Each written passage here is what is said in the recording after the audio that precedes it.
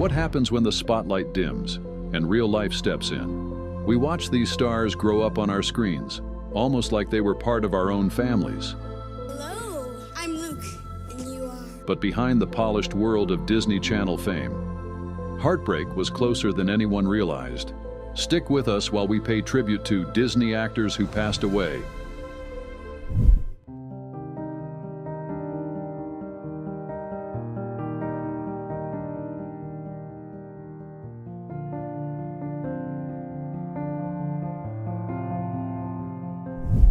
Not every Disney memory is a fairy tale. Some are moments of genuine struggle and aspiration, like Casey Carlisle, standing on the ice, torn between the logic of science and the pull of her dreams. In the 2005 film Ice Princess, Michelle Trachtenberg infused that character with both heart and steely resolve, inspiring a generation of young women to pursue an unconventional path, even if it defied expectations. She was already a familiar face, from Harriet the Spy and Buffy the Vampire Slayer, but as Casey, she delivered a performance that was tender, focused, and truly memorable. Michelle's life was cut short in 2025 due to complications arising from diabetes.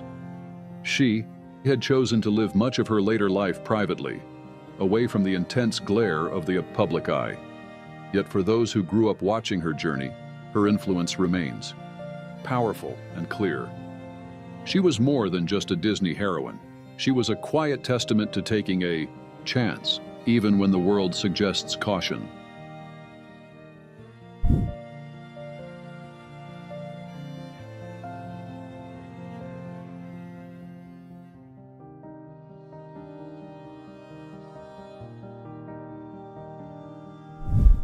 Long before her famous chilling whisper of "They're here," Heather O'Rourke illuminated Disney Channel screens with a unique, almost ethereal spark. In the special Believe You Can, and You Can, she introduced the newly designed Fantasyland with a wide-eyed enthusiasm that felt utterly authentic. Heather possessed a rare gift for making the magical seem real, as if she truly perceived it. That same luminous quality carried over into Poltergeist, where her pure innocence made the surrounding horror all the more impactful. Tragically, she passed away in 1988 from an undiagnosed intestinal condition at the heartbreaking age of just 12. Yet, in that brief time, she became an enduring symbol of childhood wonder, the very essence of what the 1980s felt like. Her voice remains an echo in our collective memory. And for all who remember her, that bright, innocent light has never dimmed.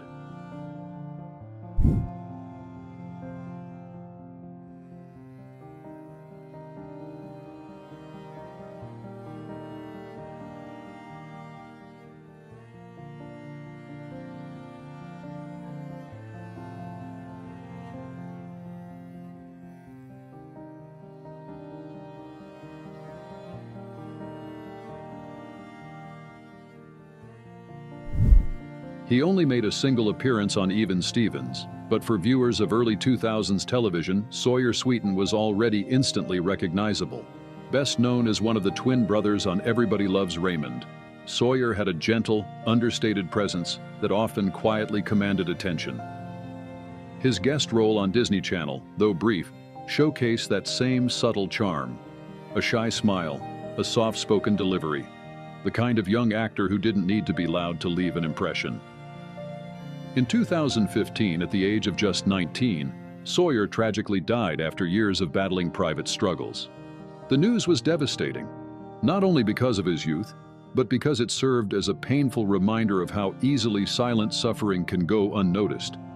His time on screen was limited. But for the generation who watched him grow up on television, his sudden absence still carries a profound weight.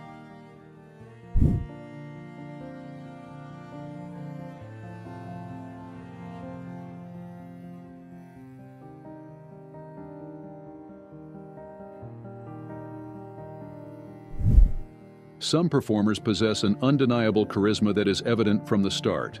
For an entire generation of Disney fans, that performer was Cameron Boyce on Jessie. He was Luke, the lovable troublemaker, defined by his infectious grin and boundless energy. He then moved on to Descendants, where he gave the character Carlos a vibrant heart, a distinct rhythm, and a genuine soul. Even in Gamer's Guide to Pretty Much Everything, he made his performance feel effortless, as if he were simply being himself, funny, brave, and full of life. In 2019, Cameron passed away unexpectedly at the age of only 20 due to complications from epilepsy. It felt like an impossibility, because he always seemed unstoppable. But the legacy he left behind, his immense talent, his deep kindness, and the charitable causes he championed, continues to inspire the world. And for those who grew up watching him, one word truly captures his spirit: unforgettable.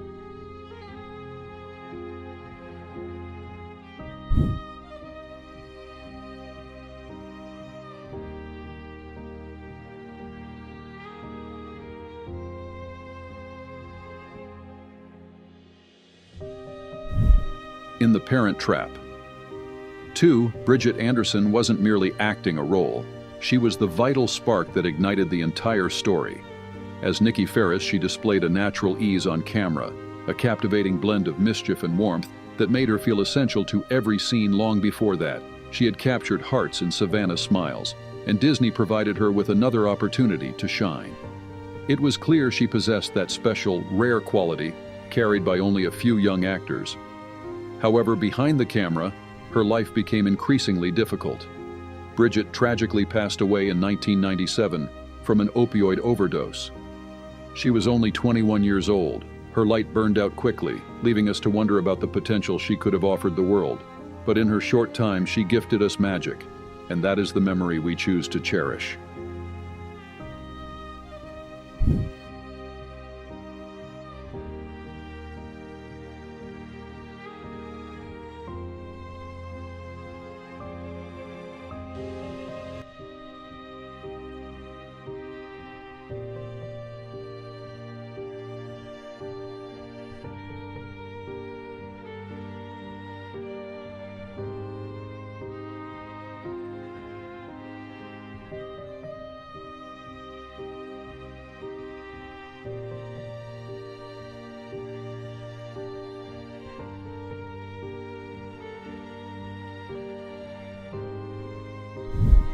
In Disney's Tom and Huck, Brad Renfro didn't just portray a literary legend.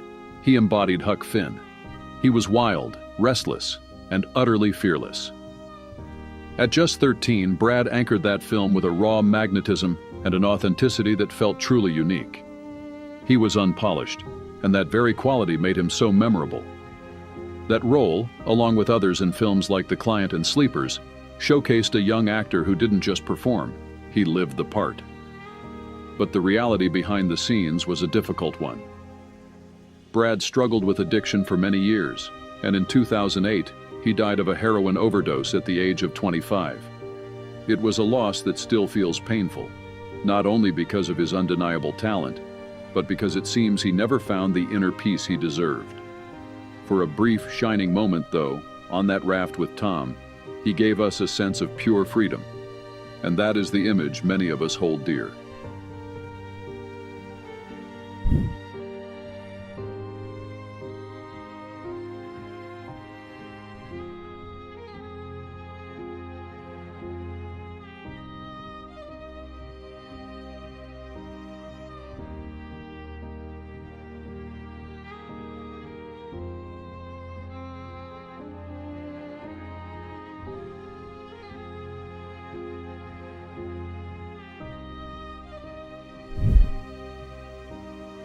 For anyone who grew up watching Disney Channel in the late 1990s, the famous Jet Jackson was more than just a show.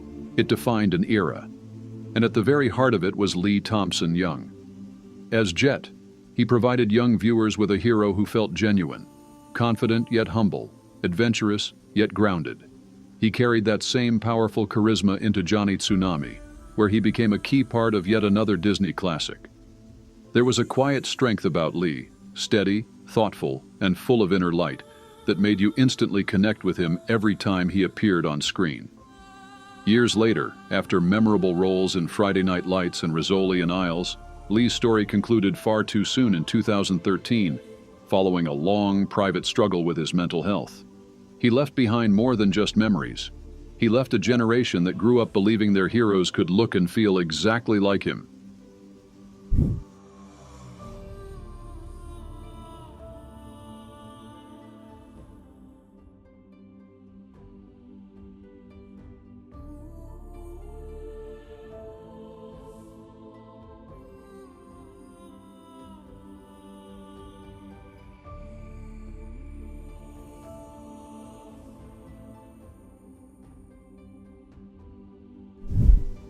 Before the Disney Channel even existed, she was the iconic face of the company's earliest television dreams.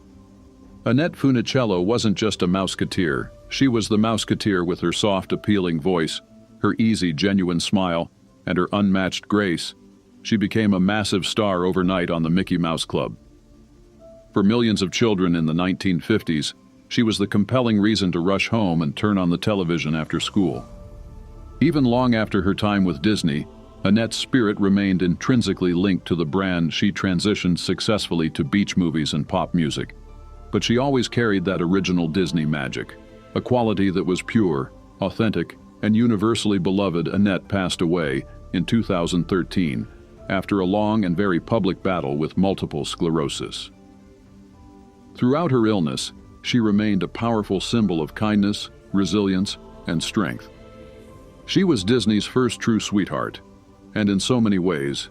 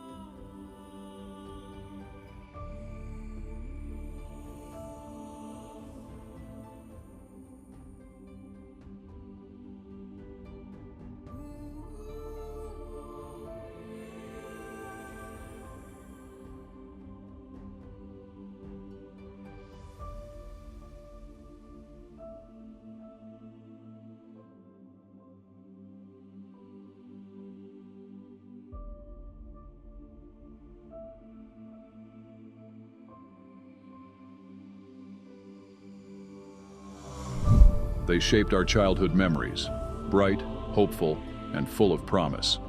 But even the biggest Disney smiles couldn't protect them from the realities life can bring. Some journeys ended long before they should have. Whose story stayed with you the most? Share it below. If you want more deep dives into fallen child stars, the darker side of fame, and the legacies they left behind, hit like and subscribe. This channel exists to keep their memories alive, to reflect, to remember, and to honor every life gone too soon. Thanks for being here.